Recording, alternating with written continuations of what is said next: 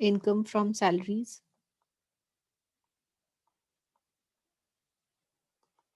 Very important chapter.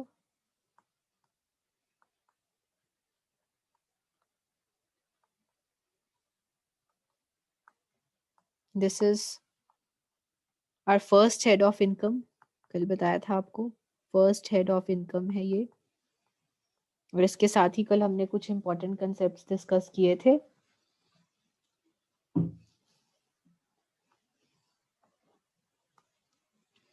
देखिए, salaries के लिए जो चार्जिंग सेक्शन है, charging section, the charging section is section 15। जो चार्जिंग सेक्शन होता है वो किसी भी एक्ट का हार्ट होता है। चार्जिंग सेक्शन अगर ना हो तो टैक्स लागू नहीं हो सकता। चार्जिंग सेक्शन के आधार पर ही टैक्स लागू किया जाता है। सो जो चार्जिंग सेक्शन है वो क्या होता है?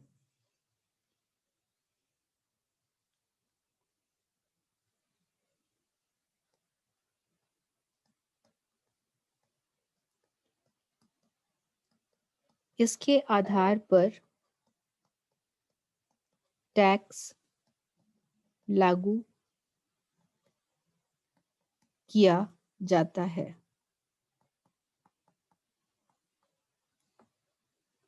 यही वो सेक्शन है जो कि सारी मुसीबत की जड़ है। इसी सेक्शन ने टैक्स लगाया है। यही सेक्शन कहता है कि income under the head salaries जो है वो टैक्सेबल होगा। ठीक है जी, कि जो भी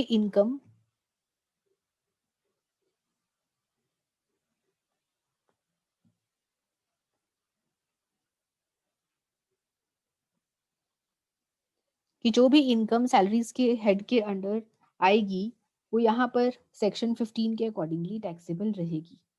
क्या कहता है सेक्शन 15? सेक्शन 15 कहता है कि कोई भी सैलरी जो ड्यू हो रखी है, सैलरी ड्यू, कोई भी सैलरी जो ड्यू हो रखी है उसके ऊपर टैक्स लगेगा।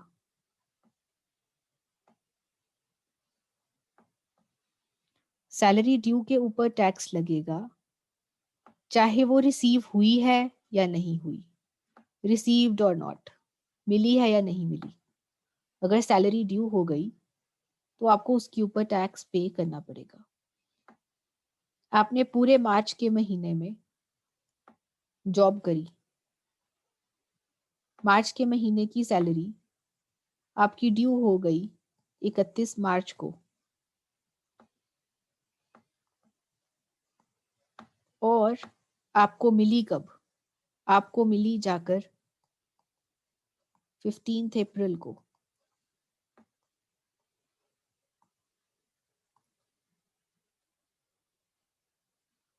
सैलरी चाहे मिली हो या ना मिली हो या बाद में मिले, जब सैलरी ड्यू हो गई, आपने सर्विसेज प्रोवाइड कर दी, सैलरी मिलने लायक हो गई, जैसे ही सैलरी ड्यू हो जाएगी आपको उसके ऊपर टैक्स पे करना पड़ेगा।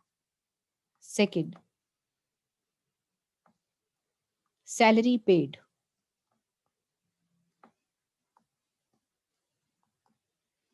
सैलरी पेड, जो सैलरी आपको मिल गई,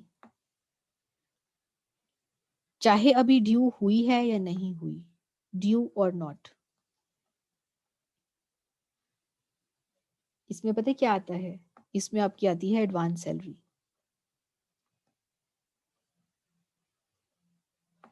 आपकी मार्च के महीने की सैलरी थी, आपने उसको कब रिसीव किया? Received in February. आपने उसको फेब्रवरी में रिसीव कर लिया, दिस इज एडवांस सैलरी। तो जो सैलरी आपको पे हो गई, चाहे ड्यू हुई या नहीं हुई, ऐसी सैलरी भी टैक्सेबल है। And third is arrears of salary.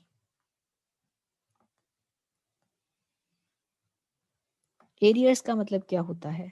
बकाया। आपको पिछले कुछ सालों की सैलरी मिली नहीं थी, वो सैलरी आपको इस साल मिली,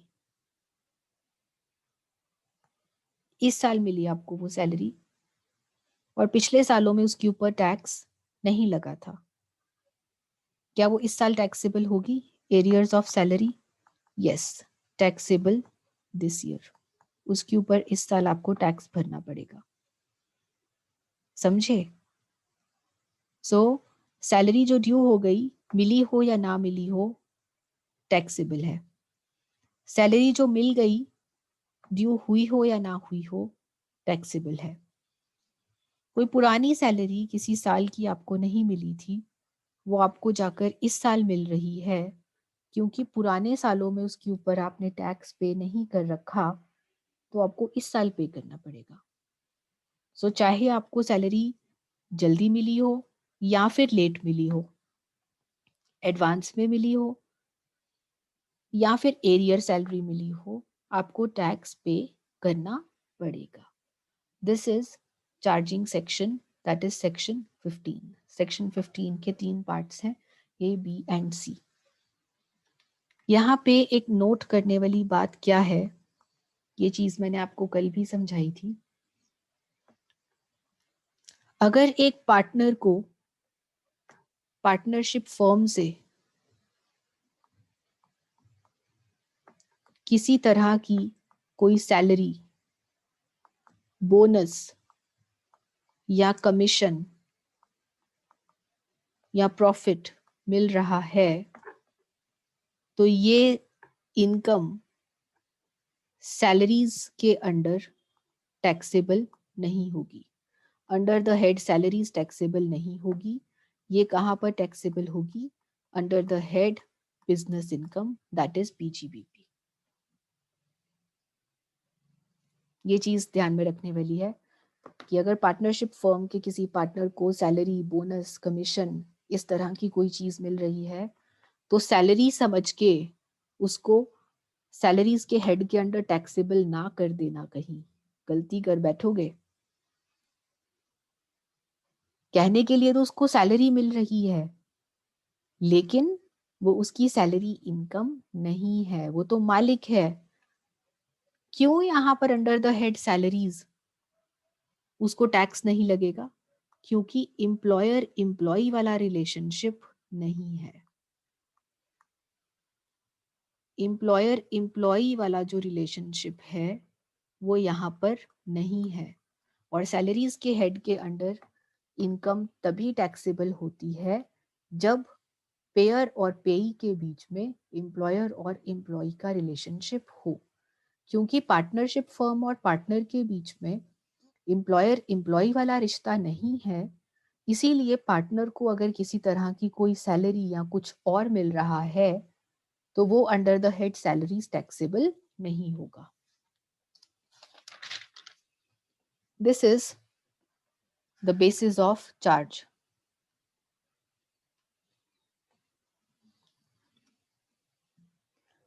नेक्स्ट आपका आता है सेक्शन 17, जो बताता है कि मीनिंग ऑफ सैलरीज क्या है। सेक्शन 17(1) ये बताता है कि सैलरीज का मीनिंग क्या है, क्या आता है सैलरी में। कुछ पार्ट इसका हम अब करेंगे और कुछ पार्ट इसका हम बाद में करेंगे। First, wages. वही सैलरीज में वेजेस भी आएंगे। ये चीज तो मैंने आपसे कल भी डिस्कस करी थी। Salary includes wages. पेंशन, जब आप रिटायर हो जाते हैं, रिटायरमेंट के बाद जो आपको मंथली पेमेंट मिलती है, that is known age pension. Pension भी सैलरी होती है, उसको भी आप under the head salaries tax लगाएंगे। ग्रेचुटी, रिटायरमेंट के टाइम पे आपको आपके एम्प्लॉयर से एक लंप सम पैसा मिलता है, 20 लाख रुपए, 50 लाख रुपए। जब आप रिटायर होते हैं, जिस दिन आपकी रिटायरमेंट होती है, उस दिन आपको आपके एम्प्लॉयर से एक लमसम अमाउंट मिलता है, this is known as gratuity. Gratuity भी सैलरी है और इसके ऊपर भी आपको under the head salaries tax pay करना पड़ेगा। आपको किसी भी तरह की फीस या फिर कमीशन या फिर पर्क्स, पर्क्विजिट्स क्या होते हैं, पर्क्विजिट्स बताऊंगी, पर्क्विजिट्स या फिर प्रॉफिट्स मिल रहे हैं in addition to salary, salary के अलावा अगर आपको कुछ और मिल रहा है, बेसिक सैलरी के अलावा अगर आपको कुछ और मिल रहा है, वो भी आपकी सैलरी का पार्ट है, उसके ऊपर भी आपको टैक्स पे करना पड़ेगा। आपको मार्च के महीने की सैलरी एडवांस में मिल गई, फरवरी में मिल गई, this is advance salary. Advance salary के ऊपर भी आपको टैक्स पे करना पड़ेगा। क्यों? क्योंकि कल मैंने आपको बताया था कि जो सैलरी है ड्यू और paid whichever is earlier, whichever is earlier, पहले ड्यू हो जाए तो या फिर पहले पे हो जाए तो, क्योंकि एडवांस सैलरी ड्यू होने से पहले ही आपको पे हो जाती है, जो पेड वाला पार्ट है वो पहले आ जाता है, इसलिए जो सैलरी का एडवांस है वो भी टैक्सेबल हो जाता है। लीव एनकैशमेंट, लीव एनकैशमेंट क्या है करेंगे डिटेल में बाद में, अभी के लिए सिर्फ इतना समझो कि जब आप कहीं पे नौकरी करते हैं तो आपको कुछ छुट्टियां मिलती हैं। अगर आप वो छुट्टियां यूज नहीं करते, अगर आप वो छुट्टियां यूज नहीं करते तो उन छुट्टियों को यूज ना करने के बदले में आपको पैसे मिलते हैं आपके एम्प्लॉयर से, उसे कहा जाता है लीव एनकैशमेंट। जैसे कि मेरे पास 10 छुट्टियां पड़ी थी, 10 छुट्टियों में से मैंने 2 छुट्टियां यूज करी, बाकी 8 छुट्टियां जो हैं वो अनयूज्ड हैं, इन 8 छुट्टियों के मुझे पैसे मिल जाएंगे, this is known as leave encashment. कैसे कैलकुलेट करते हैं ये तो बात की चीज है, अभी आप सिर्फ इतना ही समझिए कि लीव एनकैशमेंट भी सैलरीज का पार्ट है। इसके बाद आपके 3 पॉइंट्स और आते हैं 7, 8 एंड 9, जिसको हम अभी डिस्कस नहीं कर सकते। बस आप ये लिखिए कि this is RPF, this relates to URPF and this relates to pension scheme. अभी आपको मैं सिर्फ इतना ही बता सकती हूँ, इसके बारे में हम डिस्कस करेंगे बाद में, जब हम इन टॉपिक्स के बारे में डिटेल में डिस्कस करेंगे।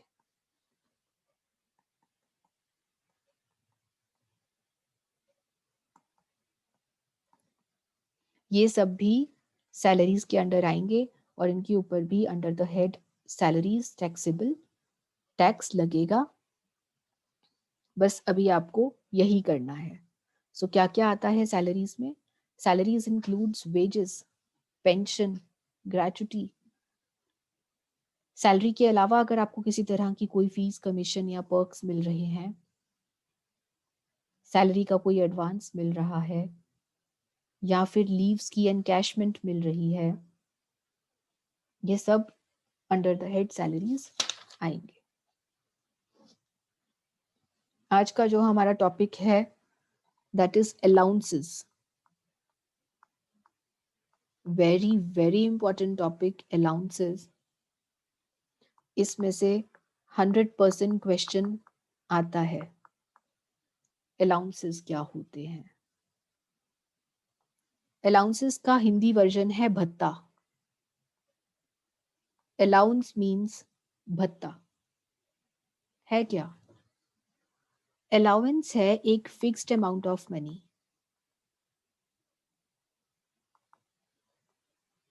एक फिक्स्ड अमाउंट है। आपको हर महीने आपका एम्प्लॉयर 1,000 रुपए या 2,000 रुपए या 5,000 रुपए, एक फिक्स्ड अमाउंट ऑफ मनी आपको देता है over and above your salary.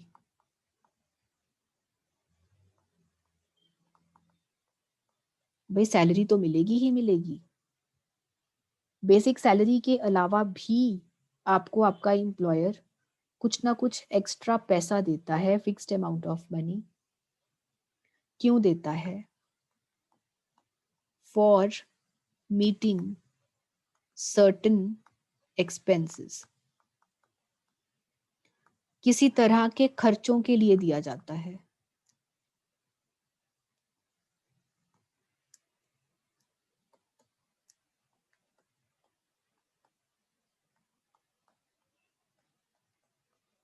ये अमाउंट आपको क्यों दिया जाता है?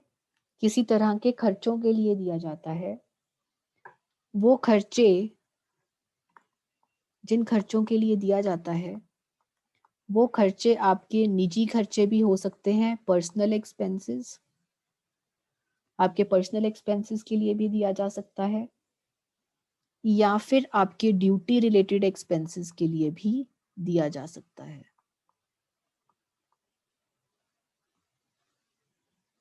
हाँ जी, क्या है अलाउंस? जब आपकी बेसिक सैलरी के अलावा भी आपको कोई फिक्स्ड अमाउंट ऑफ मनी आपके एम्प्लॉयर से मिलता है। और क्यों मिलता है? आपके निजी खर्चों के लिए या फिर आपके कामकाजी खर्चों के लिए। इसे आप कहते हैं अलाउंस। निजी खर्चा जैसे क्या हो सकता है? निजी खर्चा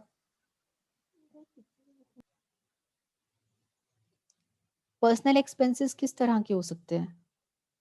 जैसे कि आपने घर का रेंट देना है, तो घर के रेंट के लिए आपको आपका जो एम्प्लॉयर है वो मान लो 10,000 रुपए दे रहा है फिक्स्ड हर महीने, कि जल्द 10,000 रुपए ले ले और इसमें से अपना घर का किराया भर दिया कर। This is your personal expense. Duty related expenses, कामकाजी खर्चे किस तरह के हो सकते हैं? मान लीजिए आपकी मार्केटिंग जॉब है, आपको हर रोज एक जगह से दूसरी जगह पे ट्रैवल करना पड़ता है, तो खर्चा तो होगा, ट्रैवलिंग का खर्चा। या चाहे आप बस पे ट्रैवल करें, पब्लिक ट्रांसपोर्ट पे, या फिर चाहे आप कार पे ट्रैवल करें, भाई ट्रैवलिंग एक्सपेंसेस तो लगेंगे। लेकिन ये एक्सपेंसेस आपकी ड्यूटी से रिलेटेड हैं, आपके काम से रिलेटेड हैं। तो ये जो ड्यूटी रिलेटेड एक्सपेंसेस हैं उसके लिए मान लीजिए आपका जो एम्प्लॉयर है आपको हर महीने 5,000 रुपए देता है कि चल तेरा जो पेट्रोल का खर्चा है वो इसमें से निकल जाएगा। आपका एक्चुअल एक्सपेंस कितना हुआ वो नहीं देखा जाता। मान लीजिए आपका जो रेंट है दैट इज 15,000, जिस घर में आप रहते हैं उसका रेंट है 15,000 आपको, लेकिन एम्प्लॉयर से कितना मिल रहा है? एम्प्लॉयर से आपको फिक्स्ड अमाउंट ही मिलेगा 10,000। तो एक्चुअल एक्सपेंसेस क्या है क्या नहीं ये मैटर नहीं करते।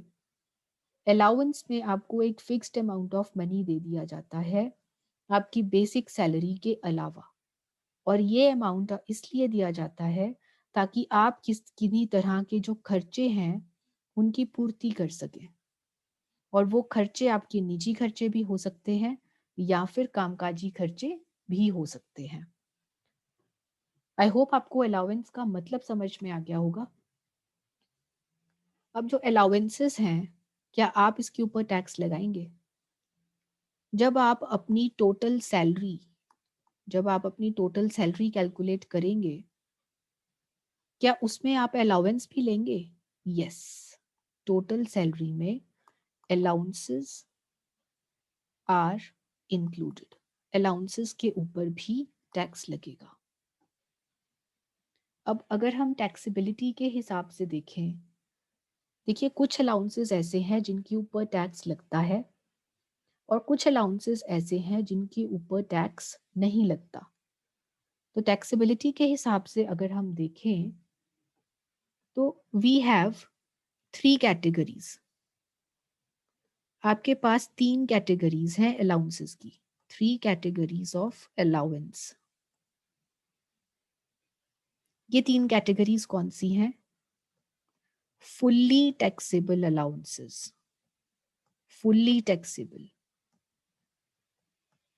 ये अलाउंसेस ऐसे हैं इनके ऊपर पूरा का पूरे अमाउंट के ऊपर टैक्स लगता है। 10,000 मिल रहा है आपको, 10,000 के ऊपर टैक्स पे करना पड़ेगा। 15,000 मिल रहा है, 15,000 के ऊपर टैक्स पे करो। Fully taxable allowances.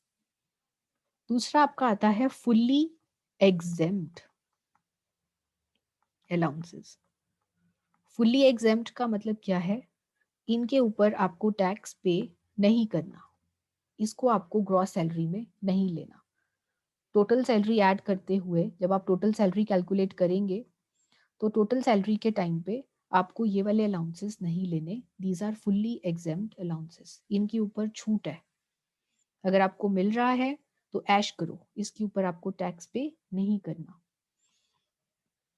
तीसरी कैटेगरी आती है इन दोनों के बीच की category, partially taxable and partially exempt allowances. कि अगर ये अलाउंसेस आपको मिल रहे हैं उनमें किसी हिस्से पर तो टैक्स लगेगा, बाकी छूट है। किसी हिस्से पर टैक्स लगेगा और किसी हिस्से पर टैक्स नहीं लगेगा। ये वाली कैटेगरी होती है कॉम्प्लिकेटेड। ये category easy, this is easy, बस याद करना है आपको कि ये टैक्सेस हैं, इनके ऊपर आपको पूरा टैक्स पे करना है। ये भी इजी है, इसमें भी आपको पता है कि ये अलाउंसेस हैं जिनके ऊपर आपको टैक्स पे नहीं करना। नाम याद करने हैं, सिर्फ नाम याद कर लो इसके और इसके। लेकिन यहां पर ये थोड़ा सा टफ होता है, दिस इज टफ पार्ट, क्योंकि इसमें ना कैलकुलेशंस बहुत सारी हैं। इसमें आपको बहुत सारी कैलकुलेशंस करनी पड़ेंगी और यही पार्ट सबसे इंपॉर्टेंट होता है। यही पार्ट आपका सबसे इंपॉर्टेंट होता है। न्यूमेरिकल क्वेश्चंस ना यहीं से बनते हैं।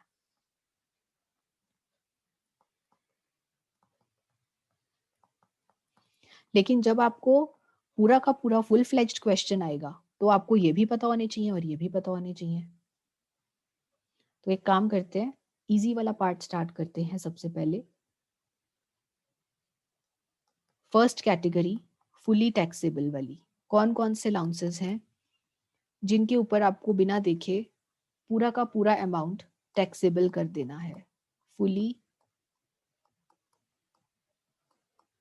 Taxable allowances. जल्दी जल्दी से करेंगे, इसके ऊपर ज्यादा टाइम वेस्ट करने की जरूरत नहीं है, फटाफट से समझ में आ जाएगा आपको। डियरनेस अलाउंस या फिर डियरनेस पे, ये हमने कल भी डिस्कस किया था। DA and DP, this is महंगाई भत्ता, इन्फ्लेशन को कॉम्पनसेट करने के लिए, टू कॉम्पनसेट इन्फ्लेशन, बढ़ते दाम, बढ़ते दामों की भरपाई के लिए दिया जाता है। कल क्या समझाया था आपको मैंने कि हर साल जो प्रोडक्ट्स के दाम है वो बढ़ते जाते हैं। अगर आपको कोई चीज आज 100 रुपए में मिल रही है तो हो सकता है अगले साल आपको वो चीज 120 रुपए की मिले, लेकिन आपकी सैलरी तो वही रहेगी। सो सैलरी के ऊपर आपको महंगाई भत्ता दिया जाता है जिससे कि आप बढ़ती हुई महंगाई को की भरपाई कर सको। This is dearness allowance. ये फुली टैक्सेबल है। जितना भी मिल रहा है, जितना भी मिल रहा है उसको आप सैलरीज में इंक्लूड करो और उसके ऊपर टैक्स पे करो। दिस इज डियरनेस अलाउंस या फिर डियरनेस पे। दोनों ही टैक्सेबल होते हैं। अलाउंस और पे में क्या अंतर है बताऊंगी, बाद की बात है। अभी के लिए आप सिर्फ इतना करो कि ये महंगाई के लिए दिया जाता है और फुली टैक्सेबल है। सिटी कॉम्पनसेटरी अलाउंस,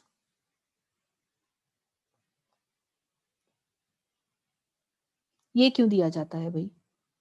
कभी कभी ना किसी एक सिटी में, बिग सिटीज, जब आप किसी बिग सिटीज में रहते हैं, बिग सिटीज में जो कॉस्ट ऑफ लिविंग है रहने का खर्चा होता है वो बहुत ज़्यादा होता है। आप एक विलेज में रह रहे हैं या फिर आप दिल्ली में रह रहे हैं, तो बट ऑब्वियस है कि एक विलेज में रहने का खर्चा कम होगा और बिग सिटीज़ जैसे कि दिल्ली या मुंबई या हैदराबाद ऐसी सिटीज़ में अगर आप रहेंगे तो वहाँ पर जो खर्चा है वो ज़्यादा होगा। तो ये खर्चा, ये जो अलाउंस है सिटी कॉम्पनसेटरी अलाउंस, ये क्यों दिया जाता है? क्योंकि बिग सिटीज़ में कॉस्ट ऑफ लिविंग ज़्यादा है, तो इसकी भरपाई करने के लिए, इसकी बढ़ती हुई महंगाई की भरपाई करने के लिए, कॉस्ट ऑफ लिविंग क्योंकि ज़्यादा है, तो ऐसी कॉस्ट की भरपाई करने के लिए एम्प्लॉयर आपको क्या करता है? सिटी कॉम्पनसेटरी अलाउंस देता है, जो कि पूरी तरह से टैक्सेबल है। तीसरा, फिक्स्ड मेडिकल अलाउंस।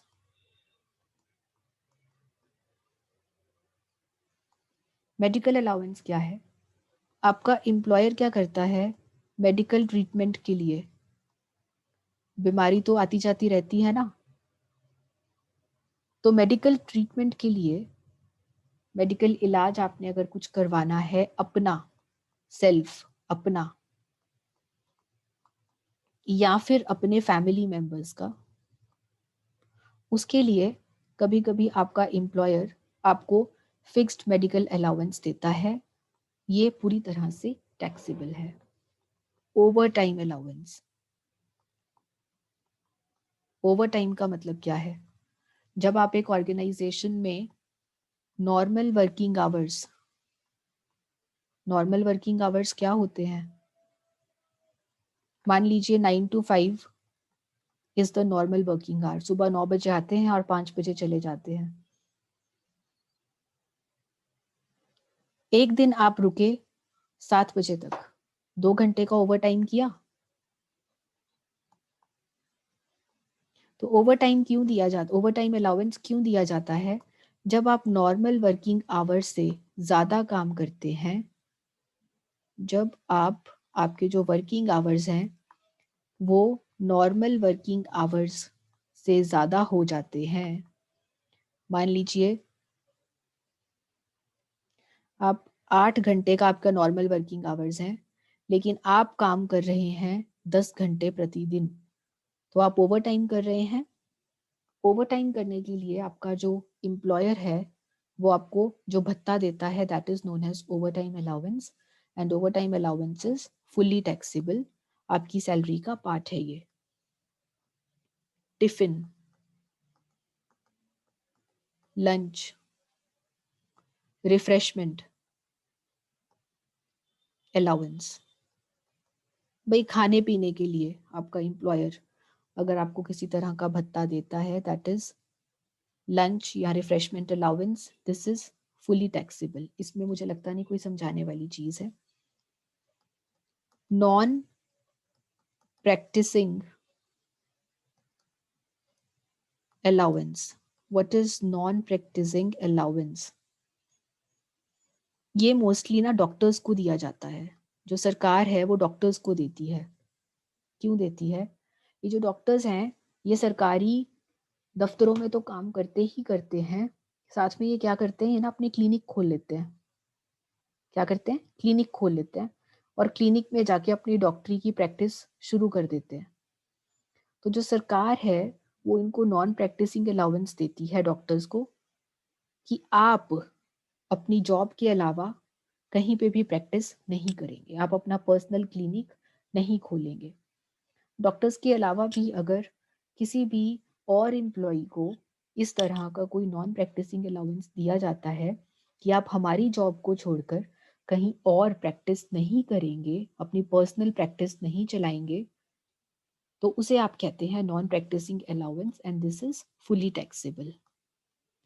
नेक्स्ट आपका आता है हिल एरिया अलाउंस। जो हिली एरियाज का खर्चा है ना रहने का, वो प्लेन एरियाज से ज्यादा होता है। हिली एरियाज में जो कॉस्ट ऑफ लिविंग है वो ज्यादा होती है। प्लेन एरियाज, प्लेन एरियाज कौन से हैं? जो नीचे कम ऑल्टीट्यूड में, कम हाइट पे सिचुएटेड हैं। जो प्लेन एरियाज हैं वहाँ पे जो कॉस्ट ऑफ लिविंग है वो कम होती है। सो अगर मान लीजिए मेरी जॉब कहीं पे ऐसी जगह पे लग जाए जो कि हिली एरिया में सिचुएटेड है, तो वहाँ पर मेरा एम्प्लॉयर मुझे हिल एरिया अलाउंस दे देगा which is fully taxable. Next, deputation allowance. Deputation, what is deputation? चलिए जी डिस्कस करेंगे कल डेप्यूटेशन अलाउंस। और हिल एरिया अलाउंस में भी एक और पॉइंट में डिस्कस करूंगी आपके साथ, कल डिस्कस करेंगे रिमेनिंग पार्ट। इसमें किसी को डाउट है तो जल्दी से